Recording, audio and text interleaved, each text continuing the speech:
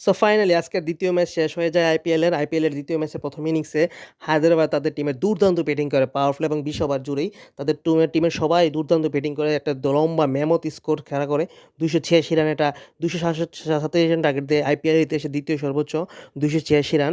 আজকের ম্যাচে Travis head, Abhishek Sharma, ঈশান কিষান century ছিল, সাথে হেনরি ক্লাসেনের 1000তম রান আইপিএল এডিশনের, সাথে নীতিশ কুমার রেড্ডির দুর্দান্ত ব্যাটিংয়ে দুর্দান্ত একটি দলীয় স্কোর 286 রানের টার্গেটের জন্য রাজস্থান রয়্যালসকে দিয়ে দেয়। অপর সাইডে রাজস্থান রয়্যাল প্রথমেই হোঁচট খেয়ে নেয়, হোঁচট খেয়ে পরবর্তীতে 242 রান করতে পারে। এই 242 রানের মধ্যে তাদের সঞ্জু স্যামসন খুব ভালো করে এবং সাথে তার সঙ্গীরা সাপোর্টের কারণে 242 রান নিয়ে যেতে পারে এবং 44 রানের কারণে ম্যাচটি পরাজিত হয়। দুই পক্ষের বোলাররাই খুব আজকে এক্সপেন্সিভ গিয়েছে অনেক, সাথে ব্যাটসম্যানরা খুব দুর্দান্ত ব্যাটিং করে, লম্বা লম্বা ছক্কা, 30টি ছক্কা খেলা হয়েছে, সাথে বাউন্ডারি অনেকগুলা, পর্যাপ্ত পরিমাণে রান, দুর্দান্ত খেলা হয়। সাথে দুর্দান্ত খেলা উপভোগ করে রাজস্থান রয়্যালসের মাঠে, রাজস্থান রয়্যালস এবং হায়দ্রাবাদের দর্শকরা হায়দ্রাবাদের মাঠে দুর্দান্ত খেলা হয়। সবাই তৃতীয় খেলার জন্য অপেক্ষা করবো মুম্বাই ইন্ডিয়ান্স এবং সিএসকের।